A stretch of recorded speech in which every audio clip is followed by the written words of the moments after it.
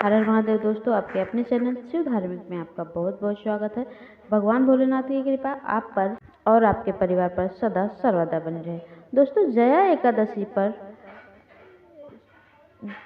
एकादशी पर घर में सुख और शांति लाने के लिए आप इन तरीकों से जया एकादशी का व्रत रख सकते हैं।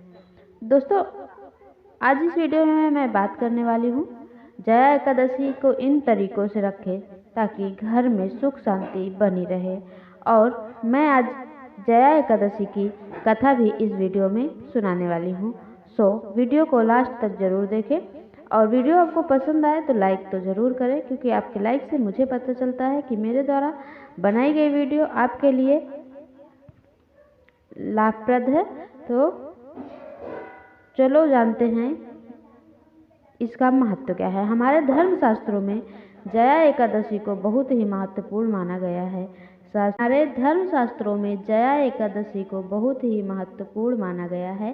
शास्त्रों के अनुसार जया एकादशी बहुत ही पुण्यदायी और कल्याणकारी होती है। मान्यताओं के अनुसार जया एकादशी का उपवास करने से मनुष्य का जन्म बुरी योनि अर्थात भूत पिशाच की योनि में नहीं होता है। इसके अलावा जो भी व्यक्ति पूरी श्रद्धा और आस्था के साथ जया एकादशी का व्रत करता है, उसके सभी पापों का नाश होता है और घर में सुख संपत्ति आती है। पौराणिक मान्यताओं के अनुसार जया एकादशी का व्रत करने से पौराणिक कथा के अनुसार जया एकादशी का व्रत करने से दुख दरिद्रता और कष्टों से छुटकारा मिलता है। जया एकादशी से जुड़ी कुछ महत्वपूर्ण बातें आओ यहाँ जानते हैं। हिंदू धर्म में माघ मास के शुक्ल पक्ष में पड़ने वाली जया एकादशी का विशेष महत्व है। मान्यताओं के अनुसार जया एकादशी का व्रत करने से मनुष्य ब्रह्म हत्यादि पापों से छुटकारा मिलता है और मृत्यु के पश्चात मोक्ष की प्राप्ति होती है।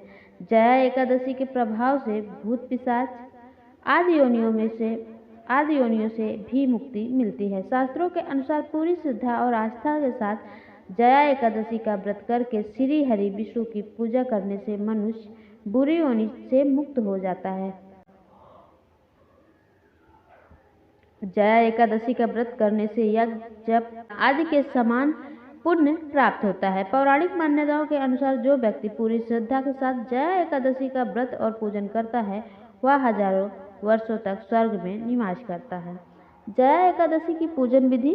जया एकादशी का व्रत करने के लिए ब्रह्म मुहूर्त में उठकर नित्य क्रियाओं से निर्वृत्त होकर स्नान करें। स्नान करने के पश्चात शुद्ध वस्त्र धारण करके भगवान विष्णु को ध्यान करें। अब पूरी श्रद्धा के साथ व्रत करने का संकल्प लें। अब अपने घर के मंदिर में एक लकड़ी की चौकी रखें और इसके ऊपर थोड़ा सा गंगा जल छिड़क कर इसे शुद्ध कर लें। अब चौकी पर लाल कपड़ा बिछाकर भगवान विष्णु की प्रतिमा की स्थापना करें। उसके बाद तांबे या पीतल के लोटे में गंगा जल लें। अब इसमें तिल, रोली और अक्षत मिलाएं। अब इस लोटे से थोड़ा सा जल लेकर चारों तरफ छिड़के भगवान विष्णु लोटे से घट स्थापना करें। भगवान विष्णु के समक्ष घी का दीपक जलाएं और उन्हें पुष्प अर्पित करें। अब भगवान विष्णु की आरती और पूरी श्रद्धा के साथ विष्णु सहस्रनाम का पाठ करें। पूजा करने के पश्चात भगवान विष्णु को तिल का भोग लगाएं और भोग में तुलसी के पत्ते अवश्य डालें। जया एकादशी के दिन तिल का दान करना बहुत ही शुभ माना जाता है। संध्या काल में भगवान विष्णु की पूजा करने के पश्चात फलाहार ग्रहण करें। जया एकादशी के दिन अगले दिन अर्थात द्वादशी को सुबह किसी ब्राह्मण को भोजन करवाने के पश्चात अपनी क्षमता अनुसार दान दक्षिणा दें। इसके पश्चात खुद भोजन ग्रहण कर व्रत का पारण करें। दोस्तों, आओ सुनते हैं जया एकादशी की व्रत कथा। पद्म पुराण में वर्णित कथा के अनुसार देवराज इंद्र स्वर्ग में राज करते थे और अन्य सब देवगण सुखपूर्वक स्वर्ग में रहते थे। एक समय इंद्र अपनी इच्छा अनुसार नंदनवन में अप्सराओं के साथ विहार कर रहे थे और गंधर्व गान कर रहे थे। उन गंधर्वों में प्रसिद्ध पुष्पदंत तथा उसकी कन्या पुष्पवती और चित्रसेन तथा उसकी स्त्री मालिनी भी उपस्थित थे। साथ ही मालिनी का पुत्र पुष्पवान और उसका पुत्र माल्यवान भी उपस्थित थे। पुष्पवती गंधर्व कन्या माल्यवान को देखकर उस पर मोहित हो गई और माल्यवान पर काम बाढ़ चलाने लगी। उसने अपने रूप, लावण्य और हाव भाव से माल्यवान को वश में कर लिया। वह पुष्पवती अत्यंत सुंदर थी। अब वे इंद्र को प्रसन्न करने के लिए गान करने लगे, परंतु परस्पर मोहित हो जाने के कारण उनका चित्त भ्रमित हो गया था। इनके ठीक प्रकार न गाने तथा स्वर ताल ठीक नहीं होने से इंद्र इनके प्रेम को समझ गया और उन्होंने इसमें अपना अपमान समझकर उनको शाप दे दिया। इंद्र ने कहा, हे मूर्खों, तुमने मेरी आज्ञा का उल्लंघन किया है, इसलिए तुम्हारा धिक्कार है। अब तुम दोनों स्त्री पुरुष के रूप में मृत्युलोक में जाकर पिशाच रूप धारण करो और अपने कर्म का फल भोगो। इंद्र का ऐसा शाप सुनकर वे अत्यंत दुखी हुए और हिमालय पर्वत पर दुखपूर्वक अपना जीवन व्यतीत करने लगे।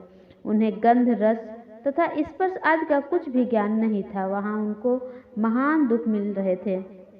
उन्हें एक क्षण के लिए भी निद्रा नहीं आती थी। उस जगह अत्यंत शीत था, इससे उनके रोंगटे खड़े रहते और हमारे शीत के दांत बजते रहते। एक दिन पिशाच ने अपनी स्त्री से कहा, पिछले जन्म में हमने ऐसे कौन से पाप किए थे जिससे हमको यह दुखदायी पिशाच योनि प्राप्त हुई है। इस पिशाच योनि तो नरक के दुख सहना ही उत्तम है, अतः हमें अब किसी प्रकार का पाप नहीं करना चाहिए। इस प्रकार विचार करते हुए वे अपने दिन व्यतीत कर रहे थे।